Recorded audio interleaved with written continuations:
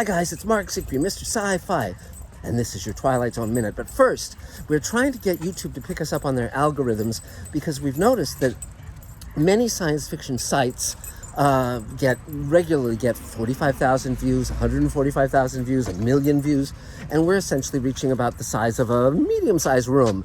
Not that I don't love each and every one of you, and not that I'm not grateful, because I am. I love doing Mr. Sci-Fi, and I love the comments that you guys send my way. So here's what I want you to do if you can. If you like Mr. Sci-Fi, first of all, subscribe, watch this video all the way through. That helps the algorithms recognize what's of value.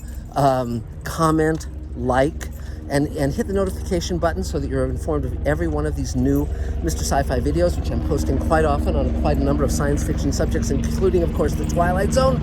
And then finally, if you can share this with 3 friends who also subscribe, because we all know at least 3 people who are huge science fiction fans, that would be terrific. And of course, we also have Patreon if you want to throw a little change our way.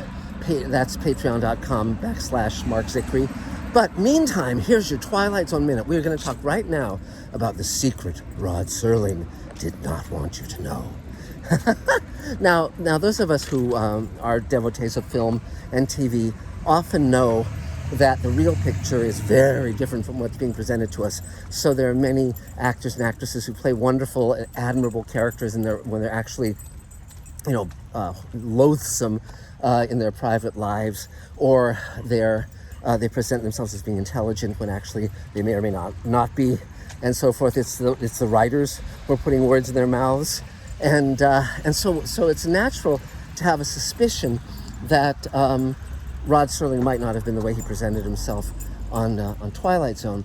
But here's the interesting thing: he actually was. He actually was as great a guy as he seemed on Twilight Zone. He was passionate, brilliant, enthusiastic, funny, compassionate, empathetic, a wonderful teacher, a wonderful friend, a wonderful family member, great dad to his kids, all of that. So then you might say to yourself, well, then what's the secret he didn't want you to know?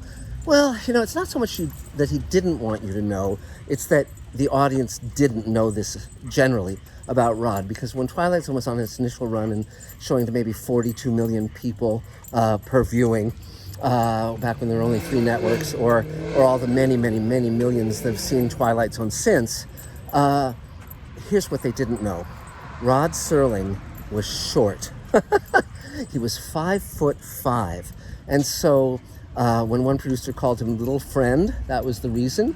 And he would often refer to himself as the little Jew, which Bill Self at CBS said, why do you call yourself that, Rod? You don't have to call yourself that.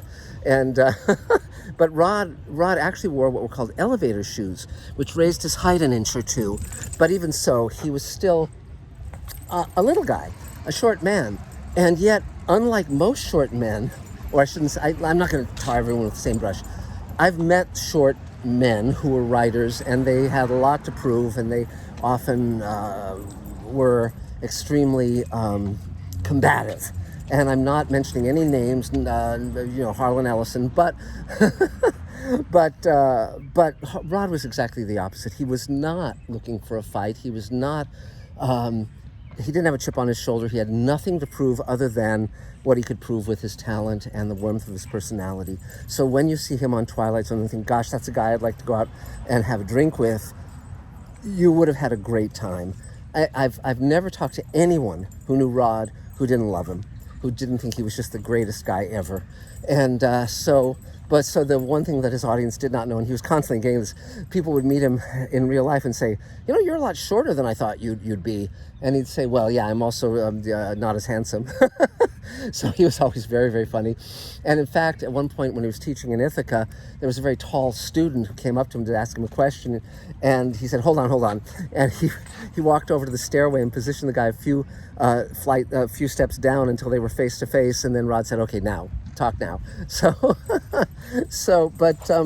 But that's the one thing. And, because some actors and actresses, one knows, like Alan Ladd, one knows that they're of short stature. But with Rod, he really seems like he's, a tall guy. And he's so incredibly handsome and has such charisma. a natural-born TV star. So that's about it for now. If you want more Twilight Zone commentaries, go to twilightzonecommentary.com. I'm going to be doing over 100 full episodes. I'm also on Coast to Coast this Friday night at 11 p.m. Pacific time for an hour, so check it out. And we are launching our Twilight Zone campaign on Thursday. So you will be able to get an app where you can download 2 episode commentaries a week on this app and listen to them and watch your favorite Twilight Zone episodes. It's going to be just phenomenal. And you'll be able to get 2 commentaries a week for a year. And those will be yours to keep and share with your friends and family members and so forth. Strangers on the train, whatever. So that's about it for now. Thanks very much. And again, like, subscribe, comment, all of that stuff. Share with 3 friends, and we will talk to you again really, really, really soon. Bye, guys.